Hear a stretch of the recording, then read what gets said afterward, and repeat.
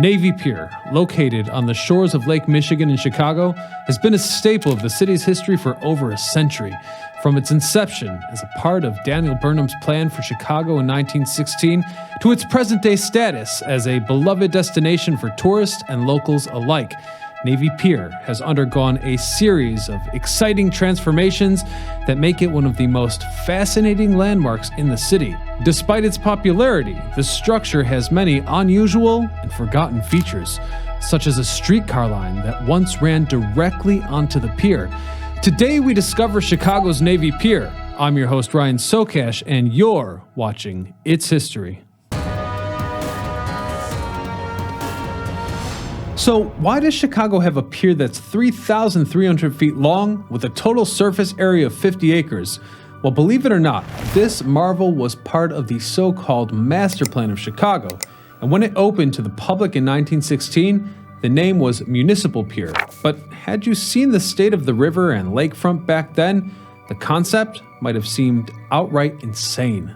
You see, Navy Pier's location would have been entirely different looking before the turn of the century. The mouth of the river was occupied by massive grain silos, which at the time were as iconic to Chicago's image as the Sears Tower might be today. And flowing past those silos was some rather wretched water. From the mouth of the river to Goose Island, Chicago's waterfront was highly industrial, congested, and polluted by toxins routinely dumped into the water. Ranging from raw sewage to chemicals, it was a nasty place. Making matters worse, all that waste ran directly into the lake, which was also the city's water supply. And as you might imagine, tap water was frequently causing people to fall ill. The town initially tried to solve this problem by tunneling under the lake and building water cribs further offshore. But ultimately, they decided to reverse the water flow in 1900. The reversal was accomplished thanks to a 28-mile-long canal that ultimately drained into the Mississippi. Now, the other massive benefit of the Chicago Sanitary and Ship Canal, historically known as the Chicago Drainage Canal, is that it enabled passage to an entirely new commercial market. Although waterborne freight via these systems only makes up a tiny percentage of goods these days, during the turn of the century, it was a big deal as railroads were still developing and trucking wasn't the best option for long haul. Hence, many more ships would be visiting Chicago in the coming years, and a pier was needed. But not just any pier. You see, Burnham's plan for Chicago called for the lakefront to be a place of beauty for the people, reading, quote, "The lakefront by the rights belong to the people. Not a foot of its shore should be appropriated to the exclusion of the people." Hence, elements of recreation and elegance were to be a significant theme. The first widely available sketch of the pier's concept was published in 1909, featuring massive diagonal docks for package freight and passenger steamers. Now, when you put this side by side with modern-day satellite imagery, the projected location of the pier is where the city's water treatment plant now stands. This is deceptive because it suggests that a natural island or sandbar may have already existed. Yet when you examine old photographs from before the pier was built, it's clear that there was previously nothing but water. The plan of Chicago embraced the concept of being connected to the rails. It was initially believed that 5 massive piers would be needed to support the city's needs.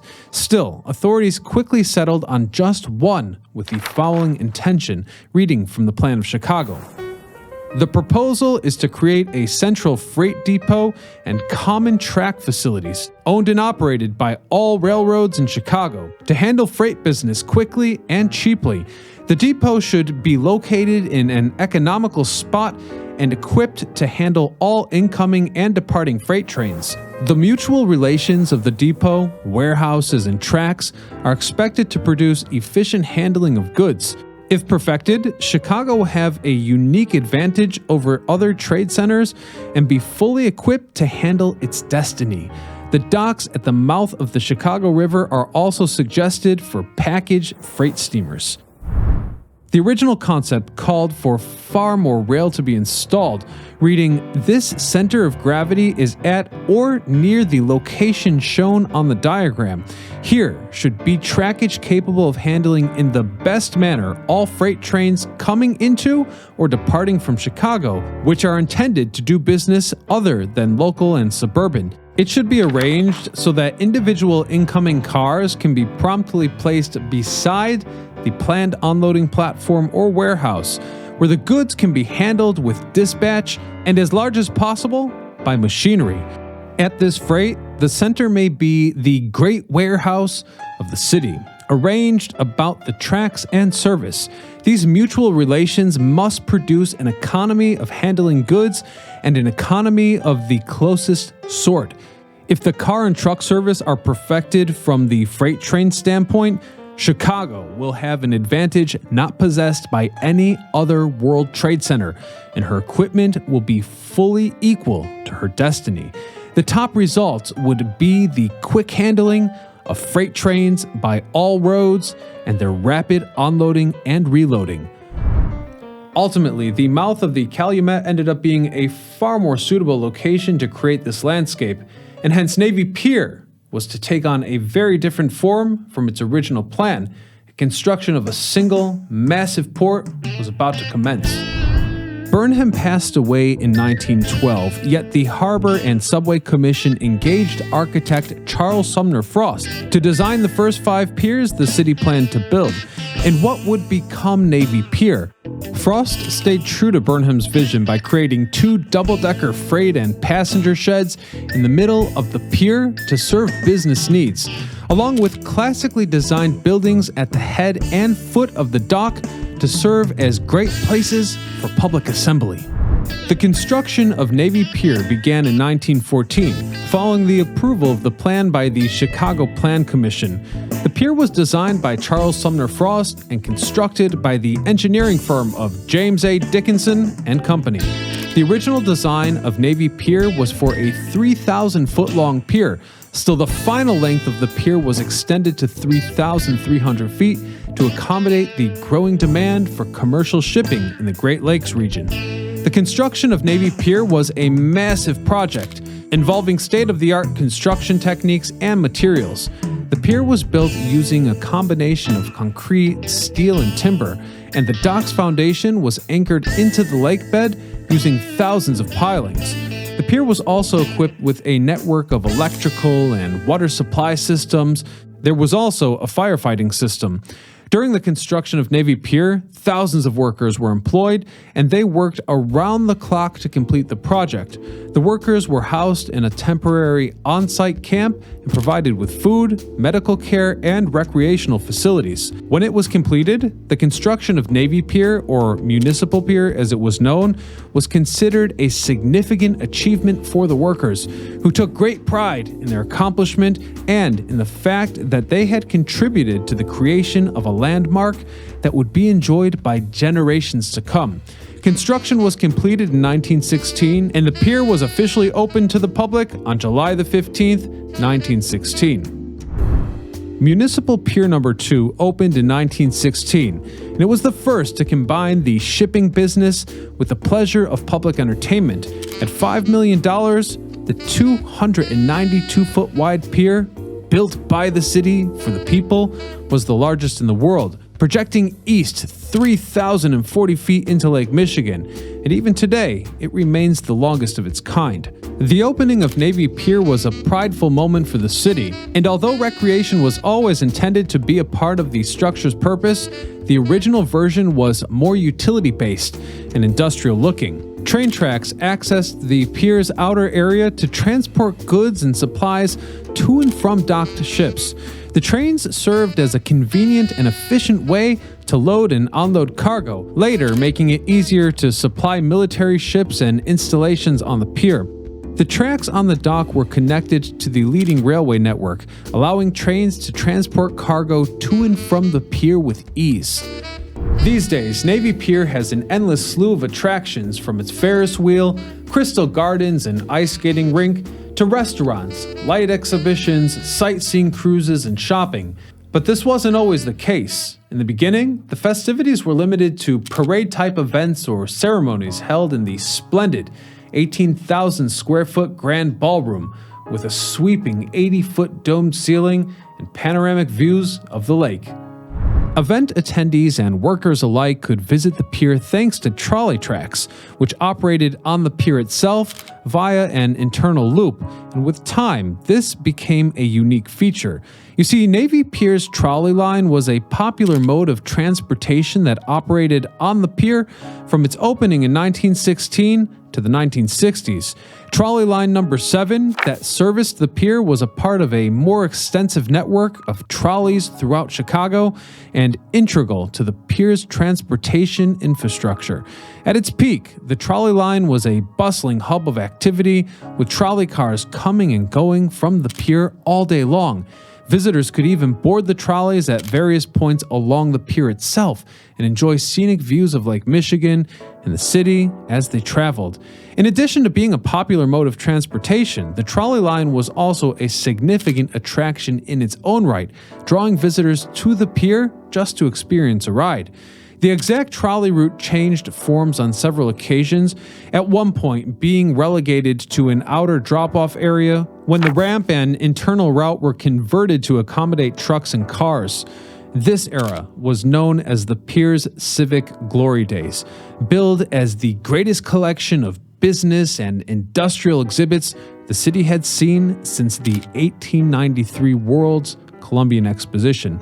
At one point, a 2-week summer pageant drew in more than 1 million visitors with thrills like skydiving stunts, speedboat races, and mock pirate attacks.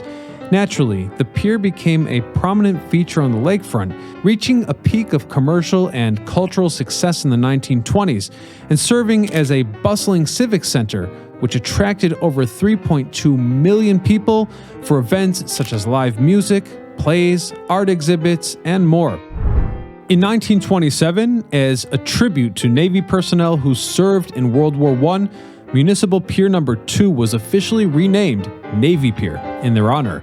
Into the 1930s, the pier saw a gradual decline in its shipping activities, but compensation was made as this allowed the facility to hold steady as a convention center.